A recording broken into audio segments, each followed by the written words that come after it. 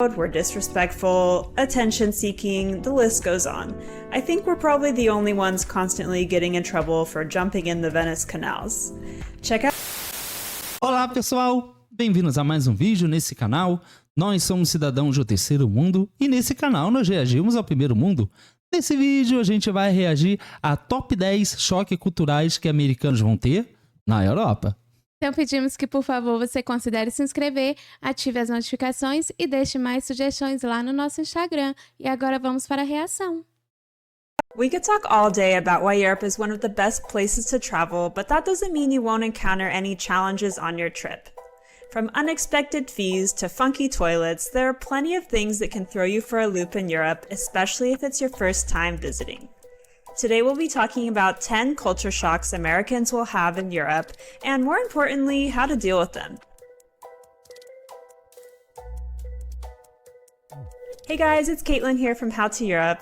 In the 8 years I've been living abroad, most of that time in Paris, I've had my fair share of culture shock while learning to adapt to the European style of life. So today I'll be sharing some of the things that I've learned to deal with so that they're a little less scary for you when you're visiting. Number 10, lack of modern amenities. There's a long list of American comforts that are pretty rare in Europe, but what you sacrifice in comfort, you gain in charm. Giant wheeled suitcases are no match for ancient streets. They might even be tough on your ankles that are used to smooth sidewalks. Mas eu acho que isso tá ligado à questão também da Europa ser um continente muito velho, né? Porque, óbvio, as coisas que estão lá são coisas muito, muito antigas. Então, obviamente, vai faltar alguma dessas coisas modernas, mas eu acho que o charme é justamente isso, né? Tipo, você tem histórias vivas enquanto você tá andando por ali. Então, eu acho que isso não tem preço. E eu acho muito importante a manutenção dos prédios antigos, porque eles contam uma história, eles contam a história daquele país. E, obviamente, ela comentou sobre os elevadores serem modernos, mas uma das partes mais importantes de um prédio é realmente o elevador. Então, é até compreensível que tenham elevadores modernos, porque isso aumenta também o nível de segurança das pessoas que usam esses prédios antigos. Elevators are luxurious in old buildings, and even when you have one, it's probably going to be tiny. Yet another reason to pack light or even opt for a backpack instead of a suitcase. Number 9, no air conditioning. Along the same lines, air conditioning is one of those things that is extremely rare in Europe. So think of it as a special treat when you get it. Without air, you'll probably be opening the window. Something that drives me nuts about Europe is that screens are non-existent. You'll learn to cope with flies and mosquitoes coming and going, or just get really good at killing them. Isso é uma coisa muito interessante, porque eu já vi pessoas falando que na Europa, não sei se é verdade, mas que na Europa não tem isso de colocar a tela na janela. E essa pessoa falava que era muito interessante porque na questão das crianças também, porque ela falava que as crianças eram educadas justamente para manter distância disso. E eu não sei se é verdade, então se alguém puder deixar um comentário aqui embaixo, eu agradeço, porque eu fiquei super curiosa sobre isso. Achei muito diferente, porque aqui no Brasil as pessoas aqui não têm esse hábito, tipo, elas colocam tudo mesmo e de alguma forma elas precisam manter a criança longe disso. Então, isso não funcionaria aqui, mas eu fiquei curiosa sobre isso. Number 8, mysterious toilets. There's a lot to say revolving around toilets in Europe, but the first thing that might be surprising to you is that you often have to pay to use public toilets. They'll usually cost around €1, so be sure to have coins on you. É muito barato. You'll also see a lot of missing toilet seats around Europe. This is something that I still don't really understand, but I think people do it so they can clean them more easily if it's like a public bathroom. You'll also see Turkish toilets not only in Turkey, but in other European countries. I see them from time to time in Paris. You'll see toilets with like 2 flush modes. You'll also see bidets sometimes in places that you stay in. Maybe this is something that you'll learn to enjoy. Number 7, less convenience. Of course, every country is different, but in general, life moves at a slower pace in Europe than in the US. Spain is famous for their siestas, but they're not alone. Europeans tend to take more time to enjoy their lunch breaks, and shops typically close earlier. Many places will even be closed on Sundays or Mondays. Number 6, walk till you drop. You're probably going to feel exhausted in Europe. Between jet lag and sightseeing, you'll be doing a lot of things on foot. So you're going to earn all of that tasty food you get to eat. But if you want to try to get in shape beforehand, you'll feel a lot less tired when you're traveling. And speaking of walking, try to bring some good shoes, even if you think you'll look like a dork. Somehow, Europeans can walk all day in fashionable shoes and clothes. My favorite sandals for walking around are Chacos, which my Parisian other half dreams of setting on fire. But this is a hill I'm willing to die on because they're very comfortable. Number 5. Essa já preste atenção que muitas das coisas que ela cita aqui são coisas que reforçam que a gente já vem falando ou vem vendo nos outros vídeos. Tipo, muitas das coisas que ela fala aqui são coisas que mostram que os europeus exploram a vida de uma forma mais natural, né? Tipo, a questão do elevador, tudo bem que tem uma questão ali, né? De construção e tal, mas a questão de você ficar andando, né? A questão de você aproveitar mais o ar fresco do que o ar-condicionado. Então é muito interessante como eles exploram isso. Eu acho que quando alguém dos Estados Unidos vai pra lá, deve ter uma visão muito, muito chocante, né?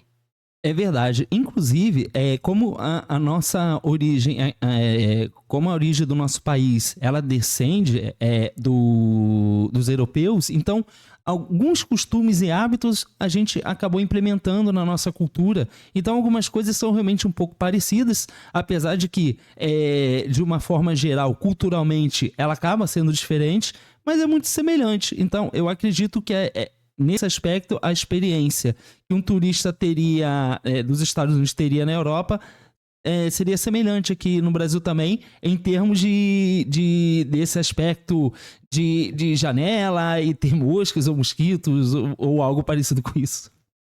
Paying for water. Complimentary water with ice is commonplace in the US, but not in Europe. Ordering water and then realizing you have to pay for it because it came in a bottle can be a shock to Americans, so here's what you need to know. If you're at a touristy restaurant, they'll almost always give you a bottle so they can upcharge you, but it can also be a cultural thing. Some Europeans just prefer to have better tasting water when they're out eating good food. This also depends on the country. In France, it's totally normal to ask for une carafe d'eau, but in Spain, they'll often say no. So if you don't want to pay, just look up how to order tap water in the local language, as it'll be harder for them to say no to you. Number 4, restaurant cover charges. In Europe, being able to sit down and eat or drink is seen as a luxury. So if you're standing at the counter, it'll often be cheaper. Italy has something called coperto, where they'll charge a few euros per person as a cover charge when eating at a restaurant. This isn't a scam or a tip. The idea is that it covers all the things necessary for your meal, the cutlery, plates, tablecloth, and bread may or may not even be included in that, so if bread comes to your table, you can ask if it's included. Number 3, customer service. Servers in Europe are not going to fawn over you like they do in the US, and they're not trying to be mean, it's really just a cultural thing. Tipping isn't a big thing in Europe like it is in the States, but you should do your research beforehand because this varies from country to country. Another thing that can be kind of a shock is that you have to chase down the bill. In Europe, getting the bill brought to you is seen as rude. It's like an invitation to leave rather than a convenience. So you have to track it down. So this is another good word to look up. Like in France, you would ask for l'addition. Number 2, smoking.